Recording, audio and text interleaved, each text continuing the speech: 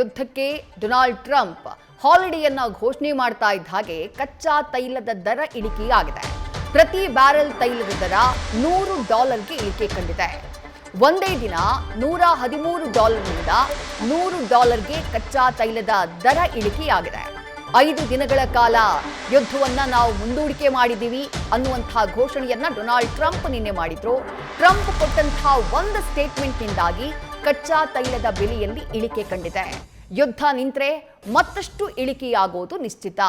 ಸದ್ಯಕ್ಕೆ ನಮ್ಮ ದೇಶದಲ್ಲಿ ಪ್ರೀಮಿಯಂ ಪೆಟ್ರೋಲ್ ದರ ಏರಿಕೆ ಮಾಡಲಾಗಿದೆ. ಇಂಡಸ್ಟ್ರಿಗೆ ನೀಡುವಂತಹ ಇಂಧನದ ದರವನ್ನ ಏರಿಕೆ ಮಾಡಲಾಗಿದೆ. ಅದನ್ನ ಹೊರತುಪಡಿಸಿದಂತೆ ಜನಸಾಮಾನ್ಯರ ಮೇಲೆ ಇದುವರೆಗೂ ಇಂಧನದ ದರದಲ್ಲಿ ಯಾವುದೇ ರೀತಿಯಾದಂತಹ ಹೊರೆಯನ್ನ ಹಾಕಿಲ್ಲ.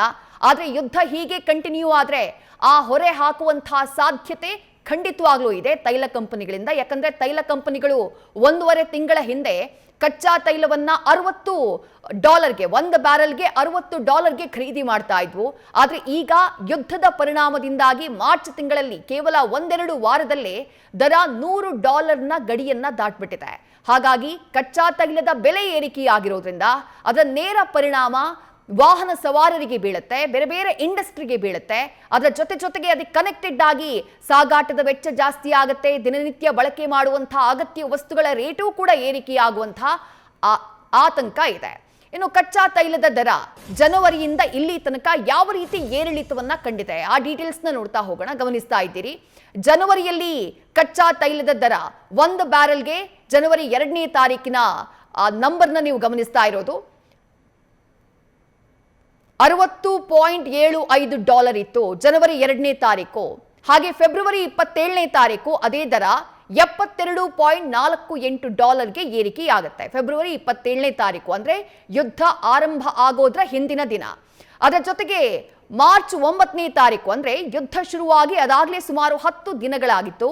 ಮಾರ್ಚ್ 9ನೇ ತಾರೀಕು ಪ್ರತಿ ಬ್ಯಾರೆಲ್ಗೆ ಕಚ್ಚಾ ತೈಲದ ದರ $119.50ಗೆ ಏರಿಕೆಯಾಗುತ್ತೆ ಪ್ರತಿ ಬ್ಯಾರೆಲ್ಗೆ. ಮಾರ್ಚ್ 9ನೇ ತಾರೀಕು ಯುದ್ಧ ತೀವ್ರ ಸ್ವರೂಪವನ್ನ ಪಡ್ಕೊಂಡಂತಹ ಸಮಯ ಅದು. ಹಾರ್ಮುಜ್ ಜಲಸಂಧಿ ಕ್ಲೋಸ್ ಆಗಿರುತ್ತೆ. ಅಲ್ಲಿಂದ ಯಾವುದೇ ರೀತಿಯಾದಂತಹ ಇಂಧನದ ಟ್ಯಾಂಕರ್ಗಳ ಸಂಚಾರ ಸ್ಥಗಿತ ಆಗ್ಬಿಟ್ಟಿದೆ. ಅದಾದಂತಹ ನಂತರದಲ್ಲಿ ಈ ರೀತಿಯಾಗಿ $119ಗೆ ಏರಿಕೆಯಾಗಿತ್ತು. ಮಾರ್ಚ್ 16ನೇ ತಾರೀಕಿಗೆ ಮತ್ತೆ ಇಳಿಕೆಯಾಗುತ್ತೆ.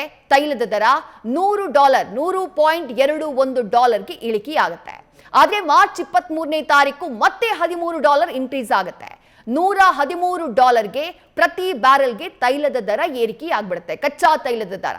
ಮಾರ್ಚ್ 24ನೇ ತಾರೀಕು ಅಂದ್ರೆ ಇವತ್ತಿನ ದರ $100. ಈ $13 ಇಳಿಕೆಗೆ ಕಾರಣ ನಿನ್ನೆ ಅಮೆರಿಕಾದ ಅಧ್ಯಕ್ಷ ಡೊನಾಲ್ಡ್ ಟ್ರಂಪ್ ಮಾಡಿರುವಂತಹ ಘೋಷಣೆ.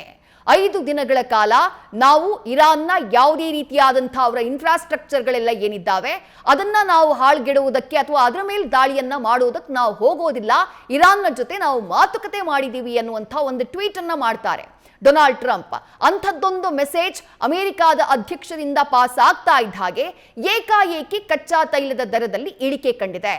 $113 ಇದ್ದಿದ್ದು ಈಗ $100ಗೆ ಬಂದಿಳಿದಿದೆ. ಆದರೆ ಇದು ಹೀಗೆ ಇರುತ್ತೆ ಅಂತ ಹೇಳೋದಕ್ಕೆ ಸಾಧ್ಯ ಇಲ್ಲ. ಯುದ್ಧ ಎಷ್ಟು ದಿನಗಳ ಕಾಲ ಕಂಟಿನ್ಯೂ ಆಗುತ್ತೆ ಅನ್ನೋದು ಗೊತ್ತಿಲ್ಲ. ಹಾರ್ಮುಜ್ ಜಲಸಂಧಿ ಕ್ಲೋಸ್ ಆಗಿದೆ. ಹೀಗಾಗಿ ಕಚ್ಚಾ ತೈಲದ ದರ ಏರಿಕೆಯ ಗತಿಯಲ್ಲೇ ಸಾಗುವಂಥ ನಿರೀಕ್ಷೆ ಇದೆ. ಹಾಗಾಗಿದ್ದೇ ಆದಲ್ಲಿ ಇಡೀ ಜಗತ್ತಿನ ಅರ್ಥವ್ಯವಸ್ಥೆಯ ಮೇಲೆ ಶಾರ್ಟ್ ಟರ್ಮ್ ಅಲ್ಲ, ಲಾಂಗ್ ಟರ್ಮ್ ಅಲ್ಲಿ ದೊಡ್ಡ ಮಟ್ಟದ ಹೊಡೆತವನ್ನ ಕೊಡುವಂತಹ ಸಾಧ್ಯತೆ ಇದೆ.